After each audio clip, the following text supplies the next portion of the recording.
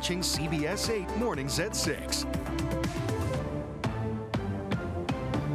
So glad you're with us. 6 a.m. on this Thursday. I'm Eric Connert. And I'm Nada Iranpour. Hopefully your morning is starting off nice. We have meteorologist Evan Narani with a forecast that's been really, really nice this week. Great.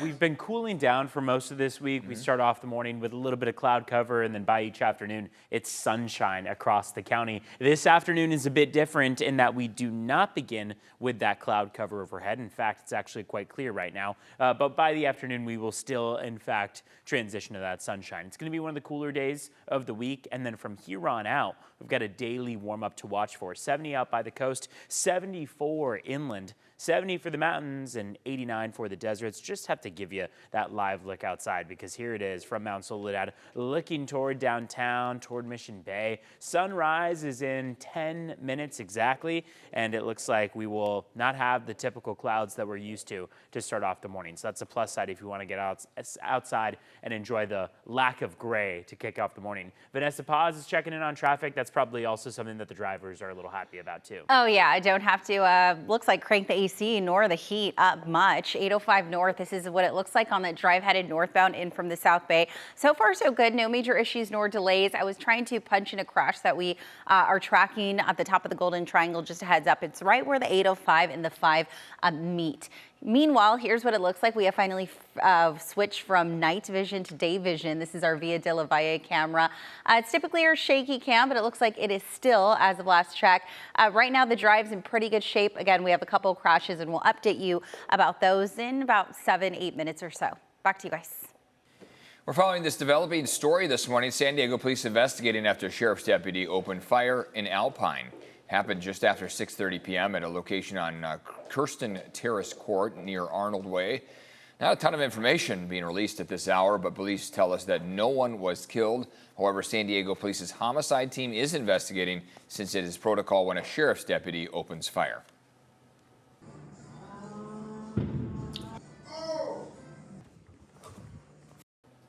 Oh, how scary is that? Another developing story this morning.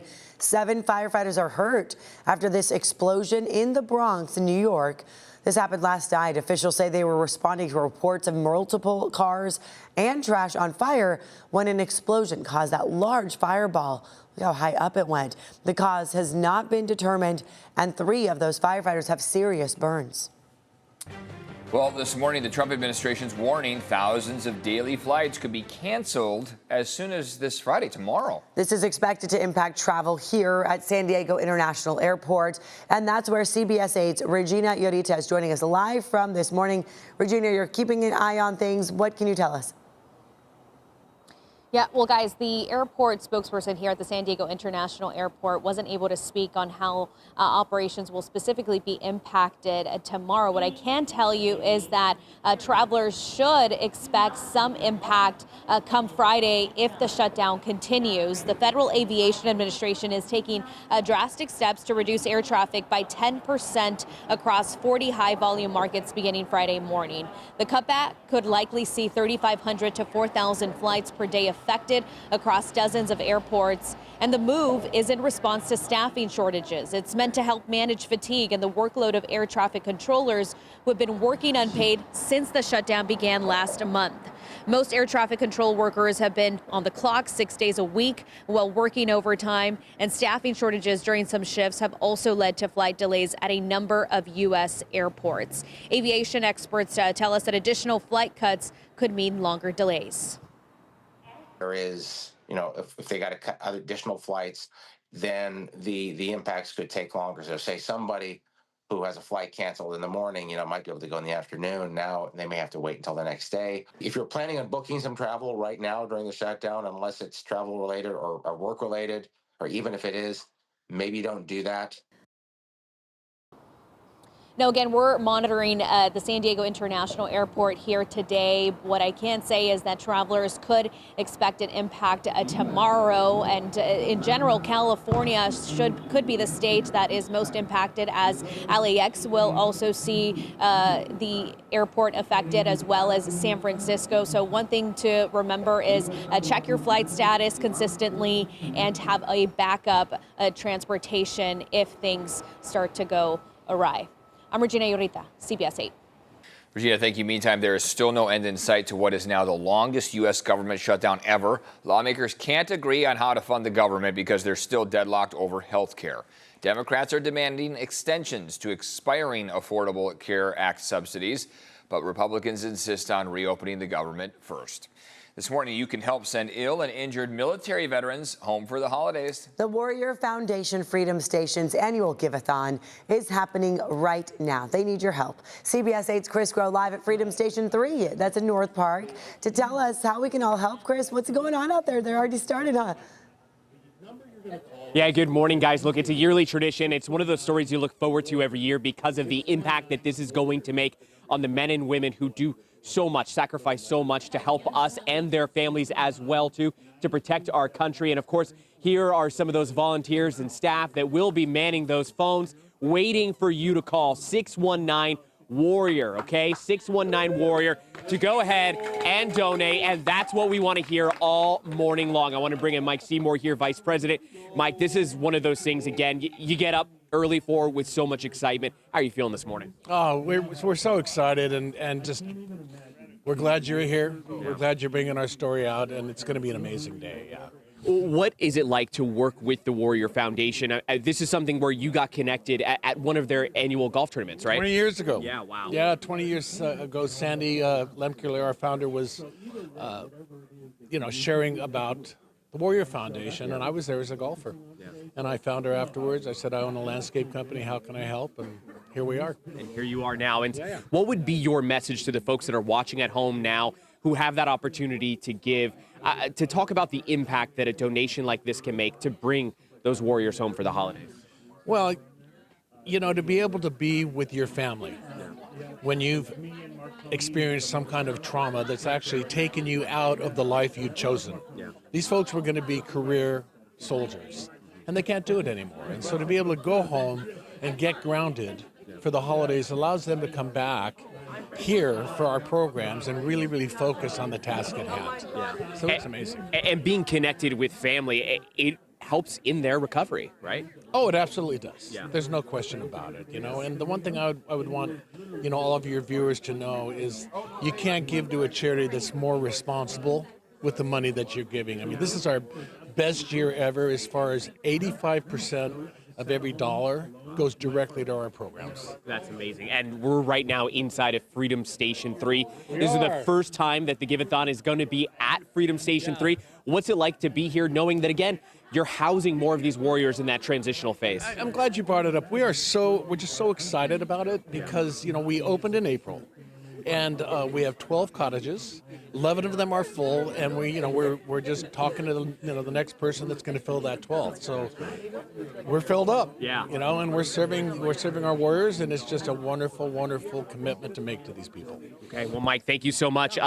Yeah, of course. And again, 619 Warrior. You're going to be able to connect with one of these, again, volunteer or staff members who are going to help you to donate. And as we pointed out there, every dollar is going to help bring home one of these men and women who have, again, been injured or ill there in the line of duty and really just want to get home for the holidays. Eric and Netta?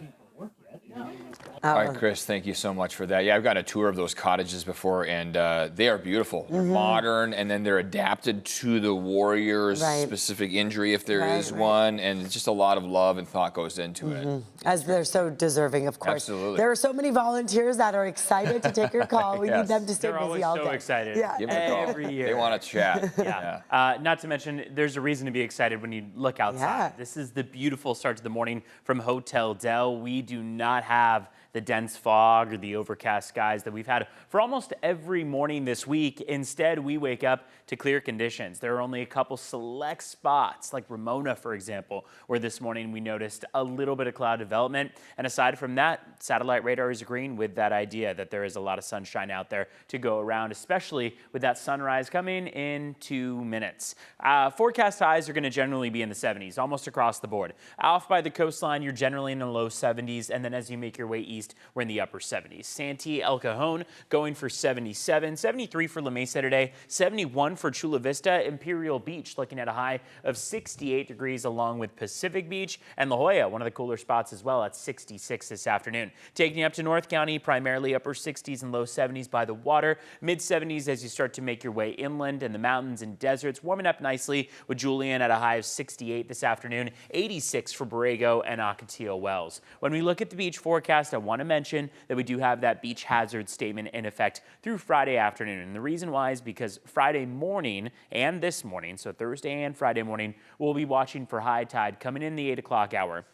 During that 8 o'clock hour, when you combine elevated surf, some 4 to 7 foot waves with those king tides, we see the possibility of minor tidal overflow, which means that our local beaches, boardwalks, low-lying parking lots could see those waves start to move a little bit farther east. So something to watch for when high tide comes today and tomorrow in the 9 o'clock hour for Friday. Daily, we'll see a warming trend as this ridge of high pressure builds overhead. Look at how those temperatures climb every single afternoon through Monday of next week. Then we'll get a cool down on the back end. We'll have more details when we look at the 7-day forecast in just a few. But I want to send things over to Vanessa Paz. I always love the live cameras outside because I feel like not only do we get to drive, but then just knowing that it's sunny out there. Yeah, I selfishly always use this one, the 5 freeway right through downtown because it's always so gorgeous. Typically the Sassafras one too faces south towards downtown, that skyline, but right now it's facing north. So I'll showcase that in a little bit. All right, this is what it looks like on the 5 in both directions, folks. If you haven't heard, you may encounter some delays if you head to San Diego International Airport because of, again, the government shutdown happening. So make sure that you're checking for delays. But it looks like the fog in pretty good shape around that area. The 15 in both directions, here's what it looks like right at Poway Road. Right side of your screen is that southbound drive. We're in pretty good shape. Look out for a 2-car crash. This is on the 805 North, right at the 5 connector. So right where the 805 and the 5 meet at the Golden Triangle before you get towards that University City and La Jolla area. All right, let's go ahead and zoom on out and see what's happening in terms of your speeds. So far, so good. Smooth sailing coming in from Oceanside as well as Escondido this morning. No major issues coming in from Santee and La Mesa. That's good news if you're just waking up, maybe headed out the door soon. 805 full freeway speeds, but we are seeing some light breaks happening on the 5, passing the 54 as you make your way towards the Coronado Bridge, Barrio Logan area. 10 to 15 minutes right now for the drives in from San Ysidro as well as the 54 under 5 full span of the Coronado Bridge headed westbound towards the toll booths. And we're still on the green. Green, always good news. 5 to 7 minutes right now on the 94, the 8 and the 52. And here's a quick look at the travel times out of the North County and from Encinitas as well as Escondido. All right, the time is 6:12. Look at that, a pair of 60 minutes for both of the port of entries. That includes out of San Ysidro as well as Otay Mesa this morning.